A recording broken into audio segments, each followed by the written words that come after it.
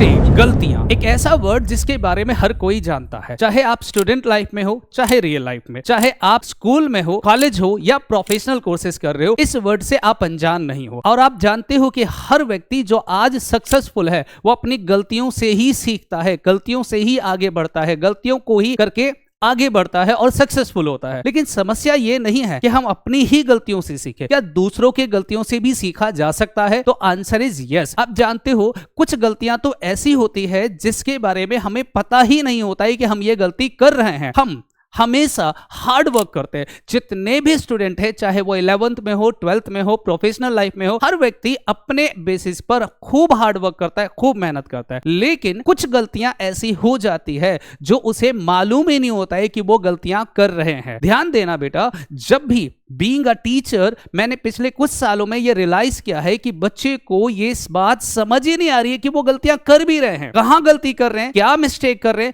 हम इसी बारे में डिस्कस करेंगे आज के इस वीडियो में। तो बेटा आज हम लोग डिस्कस करेंगे इस क्लास में कि वो कौन कौन सी गलतियां हैं जिसकी वजह से हमारे बच्चों के एग्जाम नहीं आते हैं।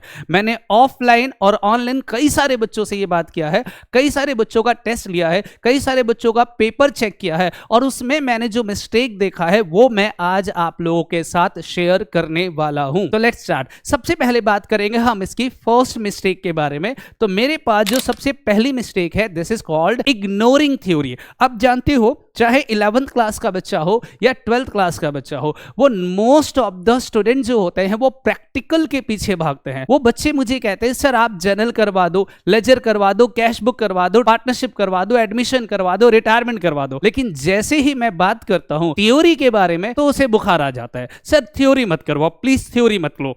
अगर मैं टेस्ट अनाउंस कर दूं कि बेटा हम लोग टेस्ट रखेंगे दिस संडे या कोई भी क्लास के अंदर, तो बच्चा कहता है सर आप प्रैक्टिकल में से जिस मर्जी चैप्टर का टेस्ट ले लो, बस प्लीज थ्योरी का मत। बच्चा पूरे साल लगा रहता है प्रैक्टिकल सब्जेक्ट पे, सिर्फ वो कंसंट्रेट किस पे नहीं करता, थ्योरी पर। सर कब करेंगे थ्योरी? एग्जाम डेज में कर लेंगे। और होता क्या है, एग्जाम आने के 2 दिन पहले वो रजिस्टर के पेजेस पढ़कर देखता है, अच्छा जी इसकी एडवांटेजेस ये है, सर इसका इंपॉर्टेंस ये है, इसकी डेफिनेशन ये है, इसके टाइप्स ये है, और एक दिन में आप थ्योरी को नहीं कर सकते हो। तो please focus on theory, theory पर भी फोकस करना पड़ेगा। मैं आपको बताऊं पिछले साल एक स्कूल के पेपर में 80 में से 11th क्लास की बात कर रहा हूं, 80 में से 56 मार्क्स का थ्योरी आया था, 56 मार्क्स का। अब जिस बच्चे ने पूरे साल थ्योरी की प्रैक्टिस नहीं करा, मैं 11th क्लास की बात कर रहा हूं, उन बच्चे ने journal entry, accounting, ledger, cash book सारे चैप्टर कंप्लीट कर लिया, बस थ्योरी को उसने लास्ट के 2 दिन में ध्यान दिया। तो याद रखना बेटा, उस तरह के बच्चे अगर उस तरह का क्वेश्चन ड्राफ्ट हुआ तो आपका एग्जाम खराब जाएगा और 95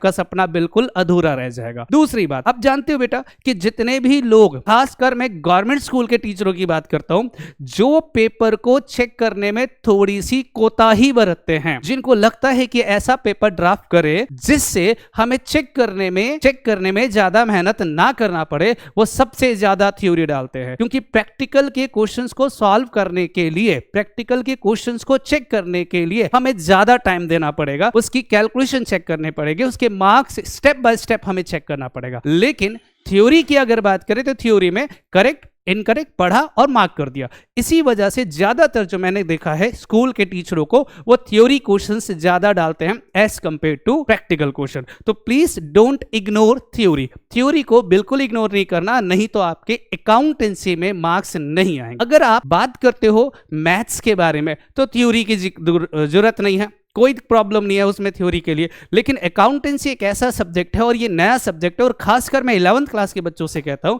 कि अगर आप थ्योरी करके नहीं जाओगे तो बेटा आप अच्छे स्कोर या 95 का सपना तो भूल जाओ। तो प्लीज कंसंट्रेट करना थ्योरी के बारे में। तो पहला मिस्टेक था कि please don't ignore the theory, आप लोग थ्योरी को इग्नोर नहीं करोगे। And the second mistake is accuracy. मैं 90% बच्चे ऐसे जानता हूं जिन बच्चों का कॉन्फिडेंस लेवल आसमान पर है। उस बच्चे ने इतना प्रैक्टिस कर रखा है कि उसे सारे चैप्टर रट गए हैं, जर्नल उनको अच्छे से आता है, लेजर उनको अच्छे से आता है, कैश बुक उनको आता है, अकाउंटिंग क्वेश्चन आता है, ट्रायल बैलेंस आता है, final account, other books, BRS, सारे चैप्टर आते हैं।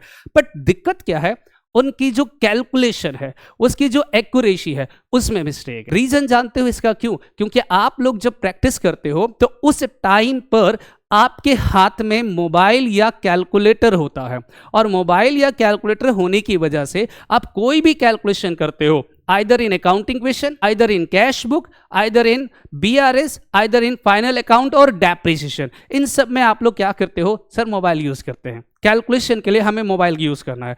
एक सेकंड हुआ नहीं, कोई कैलकुलेशन मुश्किल लगा, मोबाइल निकाला, लो सर कैलकुलेटर से हम सॉल्व कर लेंगे। और यही नुकसान होता है हमारे एग्जाम में। एग्जाम में आपकी कैलकुलेशन इतनी खराब हो जाती है कि आपको टेबल्स याद नहीं होते, आपकी कैलकुलेशन वीक हो जाती है, आपको प्लस माइनस करना नहीं आता है, मतलब आपकी पूरी एक्यूरेसी उसमें खराब हो जाती है, जिसकी वजह से आपके मार्क्स कटते हैं। आपका सारा क्वेश्चन सही है बट आपकी गलती कहाँ है? तो सर हमारी गलती होती है एक्यूरेसी में, इसमें हम लोग गलती करते हैं। इसीलिए जब भी आप प्रैक्टिस करते हो, आज अभी इसी वक्त उस टाइम पर मोबाइल से बिल्कुल दूरी बना के रखना। मोबाइल पे कैलकुलेशन बिल्कुल नहीं करना है, मोबाइल को बिल्कुल हाथ नहीं लगाना है ड्यूरिंग द प्रेजेंटेशन या during the practice of accountancy. Accountancy के पेपर को सॉल्व करते समय कैलकुलेटर या मोबाइल का यूज करना प्रोहिबिटेड है, मना है। अगर आपने अभी यूज किया तो आपकी कैलकुलेशन खराब हो जाएगी। ठीक, तो दूसरा मिस्टेक के बाद हम बात करेंगे थर्ड मिस्टेक के बारे में। This is focusing on questions. ज्यादातर जो हमारे स्टूडेंट होते हैं वो किस पर फोकस करते हैं सर?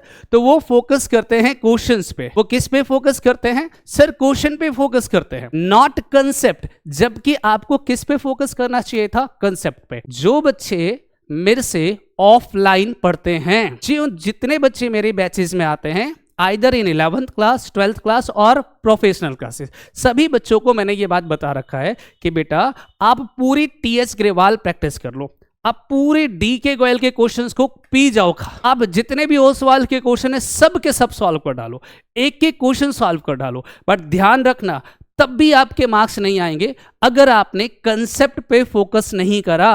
अगर आपने कंसेप्ट पे फोकस नहीं करा तो आप 500 सवाल कर लो, कोई फर्क नहीं पड़ता है। आप भले ही 50 सवाल करो, 40 सवाल करो, बट उसके कंसेप्ट स्ट्रांग होने चाहिए। अगर आपका कंसेप्ट स्ट्रांग नहीं है तो कोई फायदा नहीं है, आप चाहे जितनी मर्जी क्वेश्चंस की प्रैक्टिस कर लो।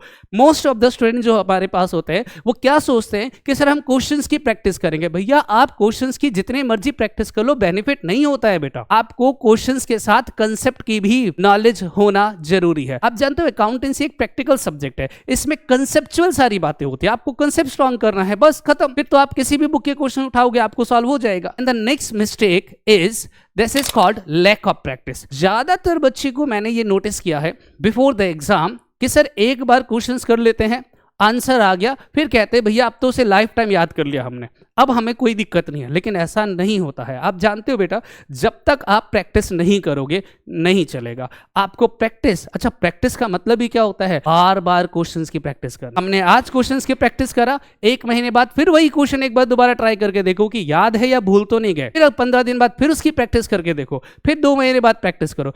जब तक एग्जाम नहीं होता है, चाहे मिड टर्म हो, प्री बोर्ड हो, बोर्ड हो, जब तक आपका फाइनल एग्जाम नहीं होगा उन क्वेश्चंस को रिपीटेडली प्रैक्टिस करना है, बार बार प्रैक्टिस करना है, हर बार प्रैक्टिस। ठीक है जी, तो जब तक प्रैक्टिस नहीं करो। और हाँ, कई सारे मैंने बच्चे देखे एग्जाम डेज में, खासकर मैं एग्जाम की बात कर रहा हूँ कि बिफोर द एग्जाम 5 दिन बाद एग्जाम है हमारा या 10 दिन बाद हमारा फाइनल एग्जाम है, तो वो क्या करेंगे? अकाउंट्स का रजिस्टर उठाएंगे और बस सर ये क्वेश्चन हो गया, ये भी हो गया, ये भी हो गया, ये आता है, ये आता है। बेटा ऐसे अकाउंट्स की तैयारी नहीं होती। Accountancy, being an accountancy is a practical subject. आपको हर क्वेश्चंस को अपने पेन से, अपने रजिस्टर पे सॉल्व करना है। मैं ये नहीं कहता हूं कि सारे क्वेश्चन सॉल्व करो, बट हर चैप्टर के कम से कम 10-12 क्वेश्चंस आपको प्रैक्टिस करना चाहिए बिफोर द एग्जामिनेशन। एग्जाम से पहले पहले एटलीस्ट इतना तो करना पड़ेगा।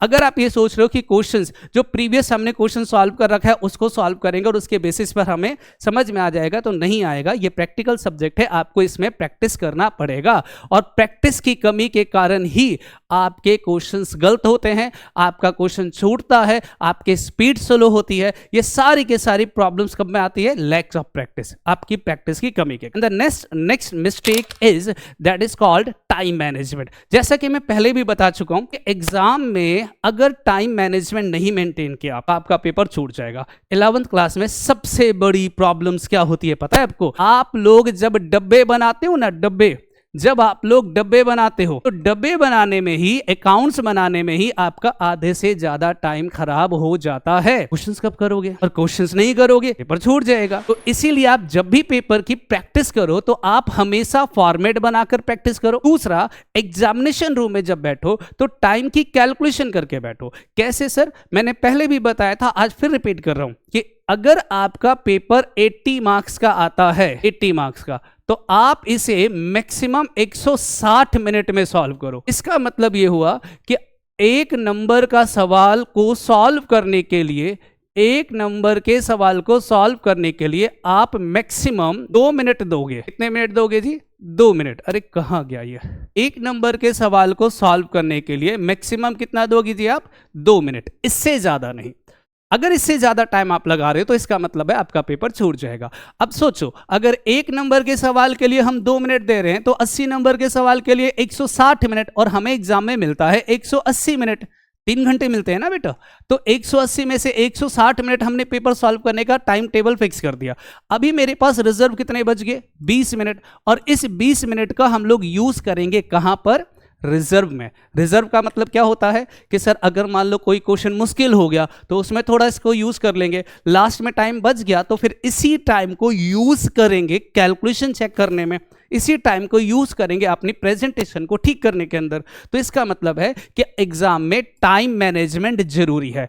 अगर आपने इन सारी बातों को फॉलो किया, जितनी भी बातें बताई है, तो आप याद रखना आपका स्कोर क्या आने वाला है? तो सर 95%। यस, अगर मेरे इन सारे मिस्टेक जो मैंने आपको बताया है वो आप एग्जाम में नहीं करते हो तो याद रखना आपका रिजल्ट हमेशा क्या आएगा? गुड। अकाउंटेंसी में स्कोर करना बहुत आसान है, बट कंडीशन कि छोटी छोटी मिस्टेक जो मैंने आपको बताया है आप प्लीज उसे अवॉइड करना, प्रैक्टिस अच्छे से करना, टाइम मैनेजमेंट करना, थ्योरी को इग्नोर नहीं करना और अपने रिजल्ट को एंजॉय करना। तो मिलते हैं अगली क्लास में, इससे आगे बात करेंगे। तब तक के लिए बाय।